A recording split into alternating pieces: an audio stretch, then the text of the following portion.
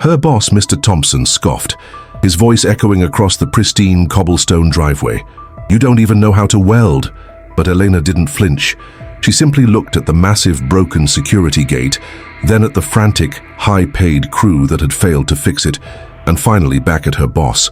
When she took a step forward, a strange silence fell over the group. The moment she knelt and her hands began to move, Thompson's condescending smirk froze and then vanished completely.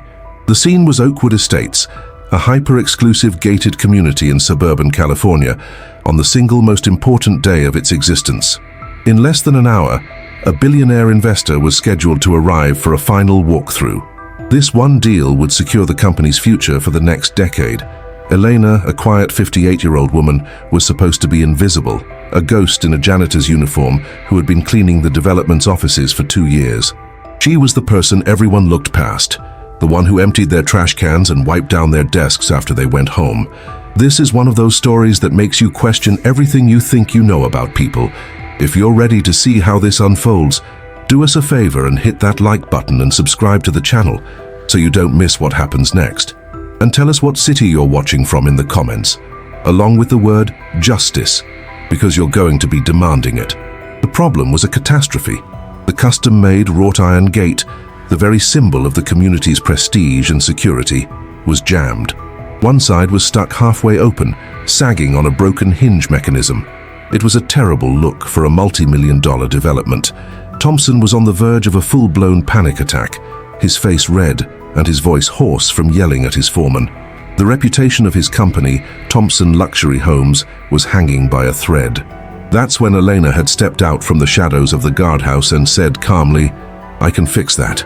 The foreman had laughed. Thompson had been furious. "Go back to your mopping, Elena. This is $1 million piece of equipment." But she ignored him. With a steady gait, she walked to the maintenance shed, unlocked a dusty tool locker that no one else ever touched, and pulled out a specialized welding kit and a small, heavy-duty toolkit. Her movements were efficient, precise, and utterly confident. She walked back to the gate, the men watching her with a mix of disbelief and amusement. She wasn't just a janitor. That much was suddenly unnervingly clear. She knelt beside the complex hinge mechanism, her eyes scanning the damage. Then she pulled something from the inside pocket of her worn jacket. It wasn't a tool. It was a small, tattered, leather-bound notebook. She flipped it open to a page filled with intricate, hand-drawn schematics and calculations. The men leaned in, their jaws slackening. The drawing on the page was an exact, detailed diagram of the gate's unique, patented hinge. How could a janitor possibly have the original designs for it? Was this really about a broken gate, or was it about a debt that was about to be paid in full?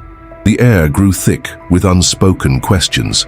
The foreman, a big guy named Dave, took a hesitant step closer, squinting at the notebook in Elena's hands.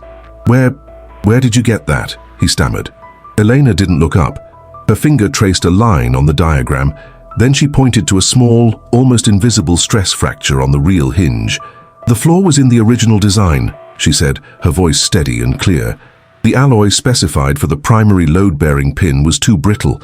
It was always going to fail under pressure. It was just a matter of time."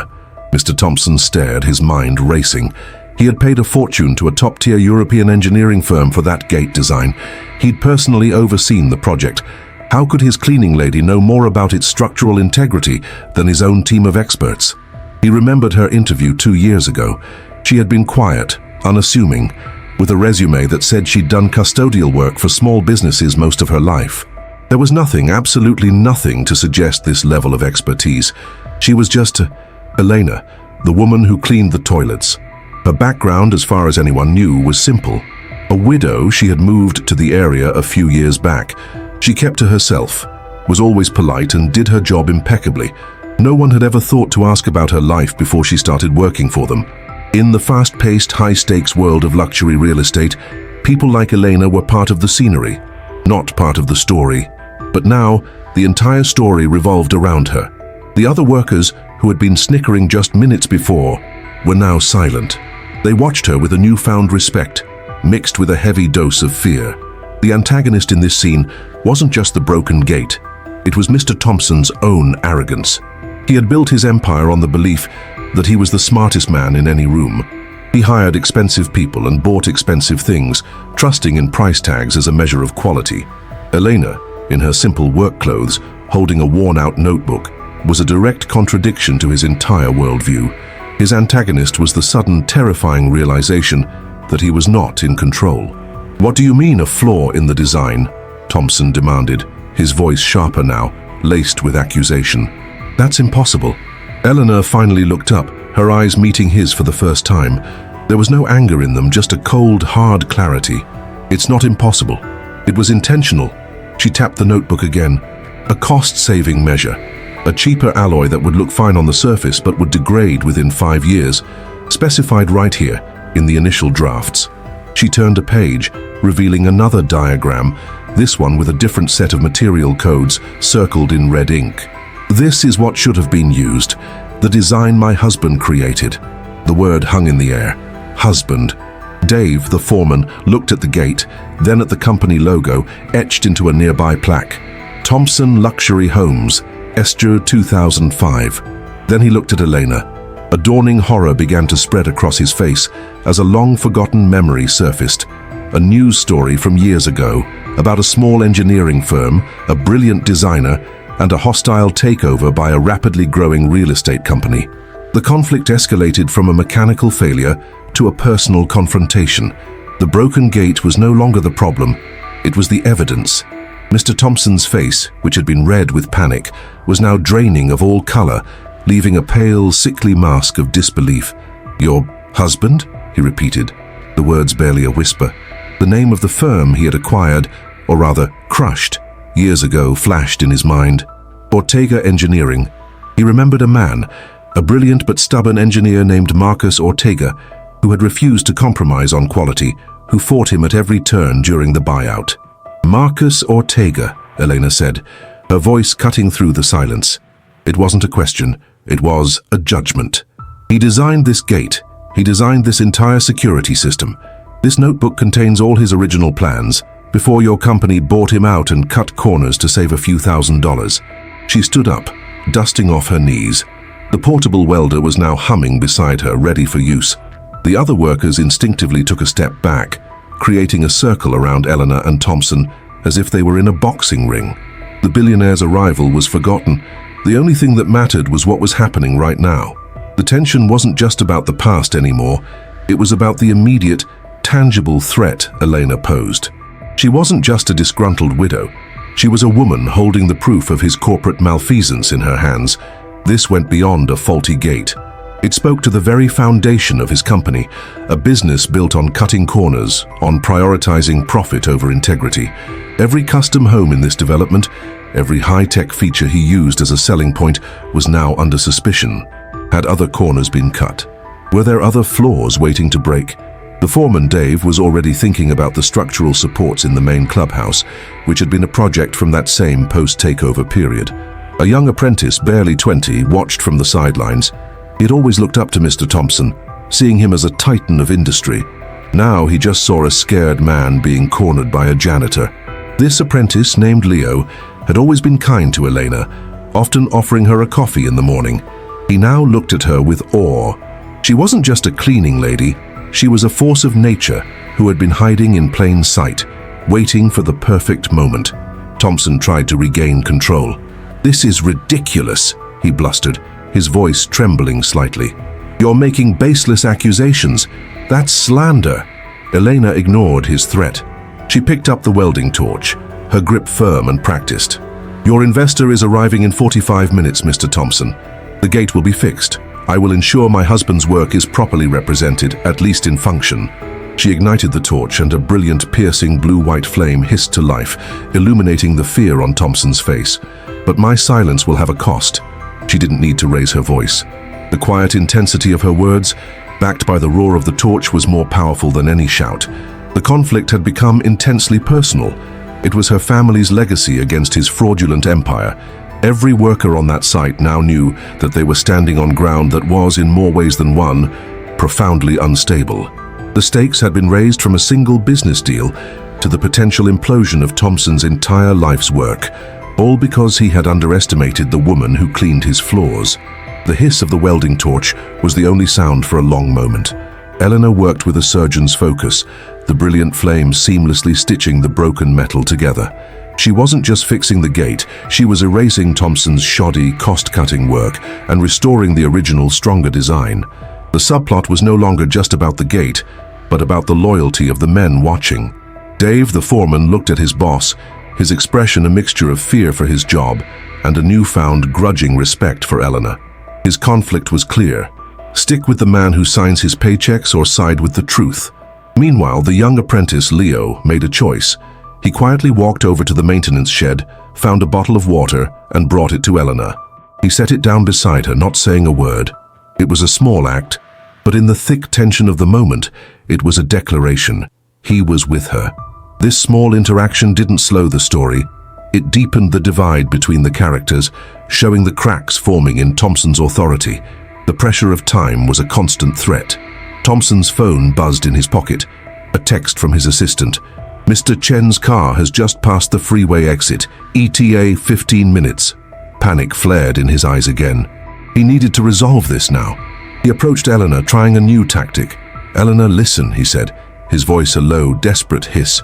"Let's be reasonable. What do you want? Money? I can give you money, a lot of it. We can say you were a consultant I brought in. Just name your price." He was trying to turn this back into a transaction, the only kind of interaction he truly understood. But he had misjudged her completely. Elena didn't even pause her work. "My husband's name wasn't for sale, and neither is my silence," she said, her voice muffled slightly by the protective helmet she now wore. "This isn't a negotiation." Her rejection of the money introduced a new complexity. If she didn't want wealth, what did she want? The question hung in the air, making her seem even more powerful, and her motives even more unbreakable. The scene was a pressure cooker.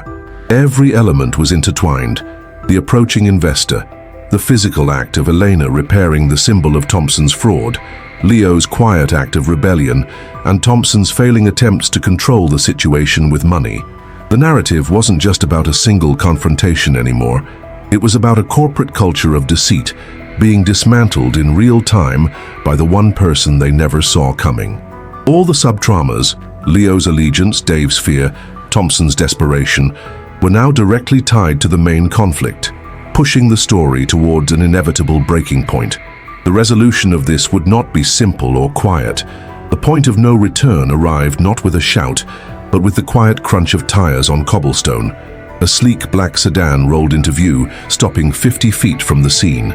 The back door opened, and a sharply dressed man in his late 60s with an air of quiet authority stepped out. Mr. Chen had arrived early. He took in the bizarre tableau, the half-repaired multi-million-dollar gate, the scattered tools, a group of construction workers standing frozen like statues, and a woman in a janitor's uniform holding an active welding torch.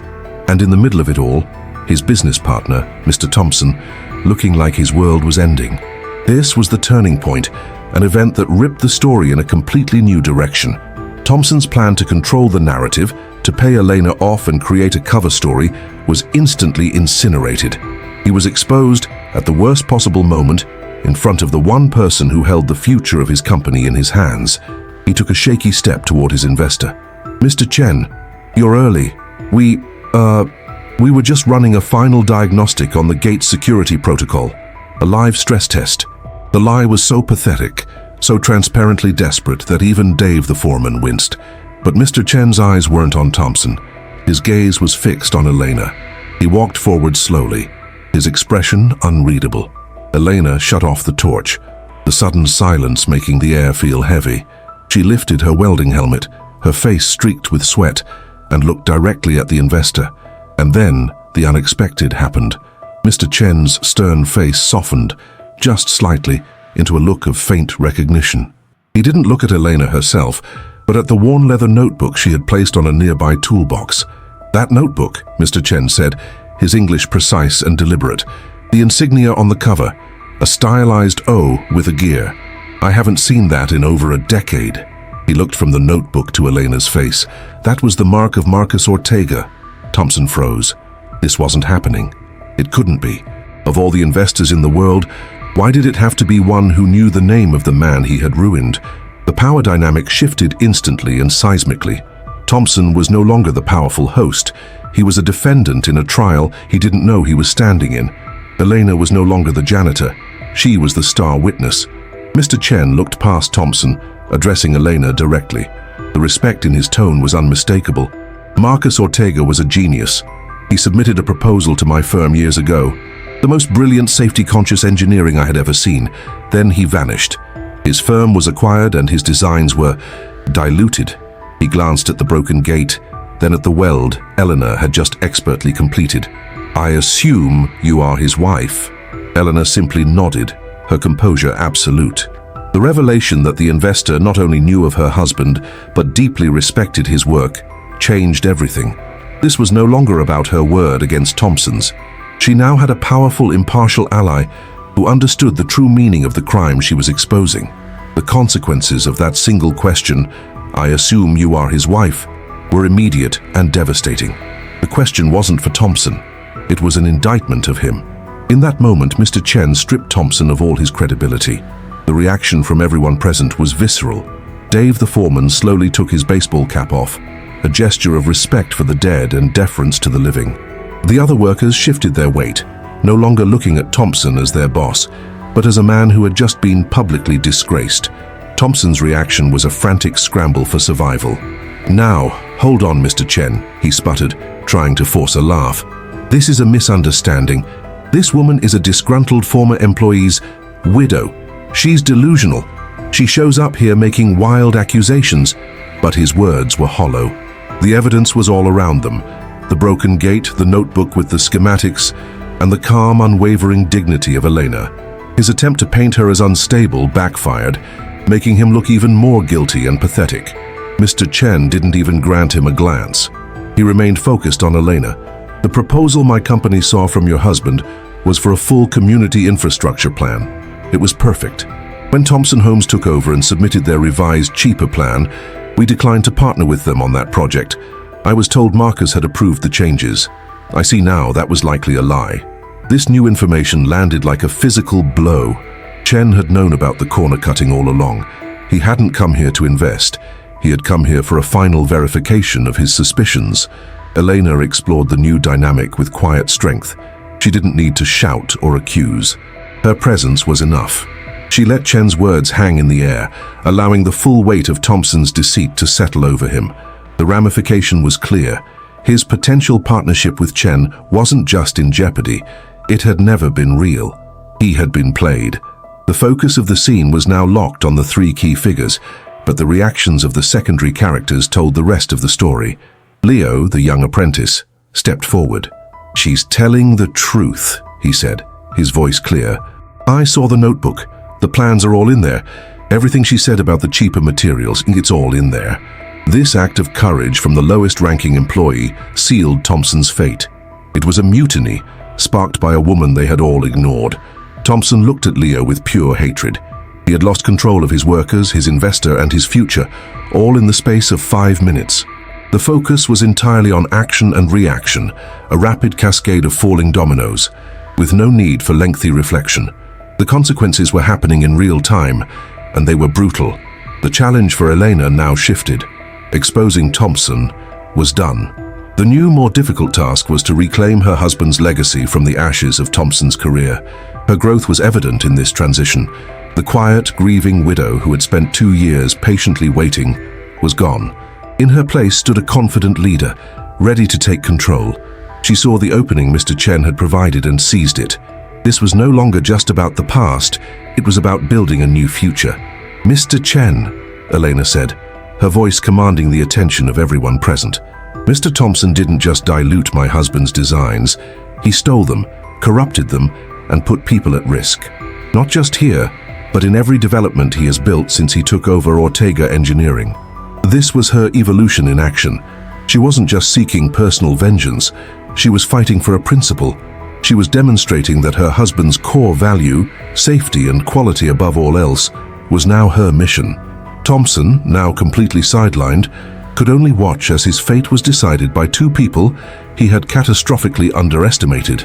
He looked like a man who had shrunk inside his own expensive suit. "What do you propose, Mr. Chen asked, his tone indicating this was now a serious business discussion. Here, Elena's transformation was complete. She presented a new, unexpected challenge.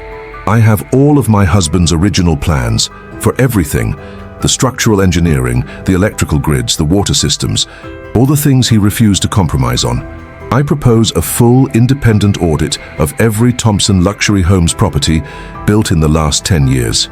An audit led by me. She held up the leather notebook. Using these as the standard, we find every corner he cut, every flaw he hid, and we fix them. We restore the integrity of the work. This was her moment of true growth. Instead of asking for a payout or for Thompson to be ruined, she demanded action that would protect people and honor her husband's work. Her behavior was a stark contrast to Thompson's greed. She wasn't tearing something down out of spite. She was offering to build it back up the right way. Mr. Chen looked from her determined face to Thompson's broken one. He nodded slowly, a small smile finally touching his lips. I believe that is the best investment proposal I have heard all year, he said. I will fund it, and I will ensure you have the best legal team to deal with any ownership disputes. He looked pointedly at Thompson, who seemed to finally understand that he had lost everything. Eleanor had not only won, but she had done it by taking the high ground, forcing a change that went far beyond a single broken gate. Her growth was visible not in what she said, but in what she now had the power to do. The moments following Mr. Chen's declaration were swift and brutal. The preparation for the climax wasn't a long, drawn-out process. It was a rapid dismantling of Thompson's authority. Mr. Chen made a call, and within minutes, the name of a top-tier law firm was mentioned. A preliminary injunction would be filed by morning, freezing all of Thompson Luxury Homes' assets, pending the results of the audit. The tension shifted from a personal standoff to the cold, unstoppable mechanics of corporate warfare. The subplot of the workers' loyalty was resolved decisively. As Mr. Chen and Elena spoke quietly to one side, Dave the foreman approached them, his baseball cap still in his hands. "Ma'am," he said to Elena, his voice full of a respect he'd never shown her before. "Me and my guys, and we know these structures. We know where he cut the corners. When this audit starts, we'll work for you. We'll show you where to look." It was a critical moment. Eleanor had not only won over the money and the law, but she had also won the support of the very men Thompson had employed. She now had an army. The rising tension came directly from Thompson. After a frantic whispered call to his own lawyer, he made one last, desperate play. He strode toward Eleanor, his face a mask of false confidence. "You have no right," he snarled. "Those plans, that notebook, that's company property. It was part of the Ortega engineering acquisition. Hand it over now, or I'll have you arrested for theft." He was trying to use the law, his last remaining weapon, to disarm her, but he was no longer in charge of the situation. Before Elena could even respond, a calm voice cut in. It was Mr. Chen's lawyer on speakerphone, his voice crisp and clear through the phone in Chen's hand. "Mr. Thompson, this is Julian Vance of Sterling and Finch. I advise you to say nothing further. A hold order is being placed on all documents related to Ortega Engineering. If you attempt to touch, conceal, or destroy any of those materials, including that notebook, it will be considered tampering with evidence in a federal fraud investigation." Are we clear?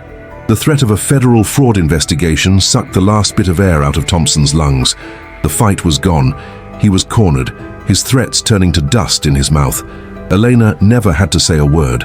Her new power was so absolute that others now fought her battles for her. The scene was set for the final confrontation. Elena, armed with her husband's integrity, Chen's capital, a powerful legal team, and a loyal crew of workers, was ready to walk into the heart of Thompson's empire and take it apart, piece by piece. The only thing left was the final symbolic act of surrender. The focus was sharp, the dialogue was minimal, and every event was pushing the narrative relentlessly toward its peak. There was no looking back. The forward momentum was unstoppable. The climax took place the next morning, not on a dusty construction site, but in the sterile, opulent heart of Thompson's power, his penthouse office. Eleanor arrived not in a janitor's uniform, but in simple, professional business attire. She wasn't alone. Leo, her new apprentice, walked beside her carrying a briefcase, and Julian Vance, Chen's formidable lawyer, followed them in. The intense action was not in physical violence, but in the crushing weight of their presence. They had come to seize all of Thompson's files related to the Ortega acquisition. Thompson was there, standing behind his massive mahogany desk. He had been up all night. His expensive suit was rumpled, his face pale and unshaven. He looked like a king trapped in his castle, watching an invading army march into his throne room. The office, once a symbol of his success, now felt like a tomb. He watched as Elena calmly directed Leo to a specific row of filing cabinets. "Start with the O's," she said quietly. "Ortega, 2005. Her complete control of the situation was her visible transformation. She wasn't angry or triumphant. She was methodical, efficient, and cold as ice. This was not about emotion anymore. It was about procedure. Thompson watched her, a storm of fury and helplessness in his eyes. "You think you've won," he rasped, his voice hoarse. "You'll ruin the company. Hundreds of people will lose their jobs, all for your pathetic revenge. You ruined the company when you put your name on my husband's work and sold it for parts," Elena replied without looking at him. "This isn't revenge. This is a recall." Then came the final, plausible reviravolta. As Leo began loading files into boxes, Eleanor's eyes landed on a silver frame on Thompson's desk. The lawyer Vance was busy on the phone, securing the building's server room. Eleanor walked over to the desk and picked up the photograph. It was of two young men, arms around each other's shoulders, smiling, standing in front of a small office that read, "Ortega and Thompson Engineering." They were partners, friends. This betrayal was deeper than business. It was personal, from the very beginning. This discovery was the final key. It unlocked the why. Thompson saw her holding the photo, and something in him finally broke. The rage in his face crumbled into a pathetic, ugly confession. "He was always better than me," Thompson whispered, a tear rolling down his cheek. "Always, the clients loved him. His designs were perfect. I was just the salesman. When he wouldn't compromise, wouldn't cut corners so we could actually make real money, I had to cut him out. I had to be the one on top." This was the core of it all, a deep, rotting jealousy. Eleanor's transformation was solidified in her response. An earlier version of herself might have screamed at him, but she didn't. She looked at the photo, then at the broken man before her, and felt nothing but a distant pity. She slipped the photo into her briefcase. "This belongs with the rest of the evidence," she said, her voice flat. The act was symbolic. She was confiscating not just his files, but his history, his last claim to any connection with genius. The climax was complete. She had taken everything from him without ever raising her voice, turning his own office into the scene of his absolute surrender. The conclusion was not one single event, but a cascade of inevitable consequences. The story unfolded in a series of short, sharp scenes over the following months, showing the direct results of the climax.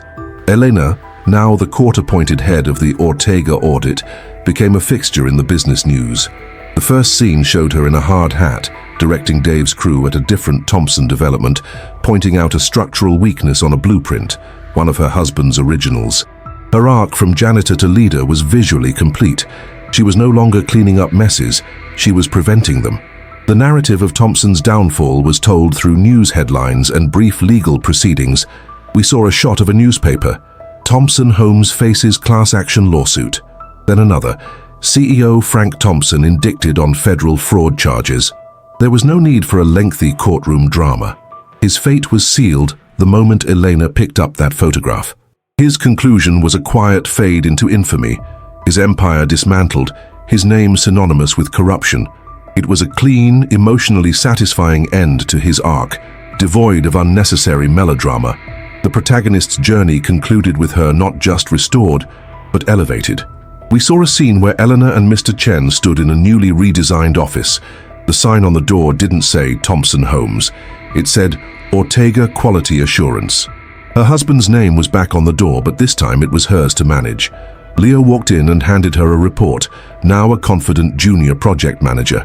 "The structural retrofits on the Oakwood site are complete, ma'am," he said. "They match the original specs perfectly."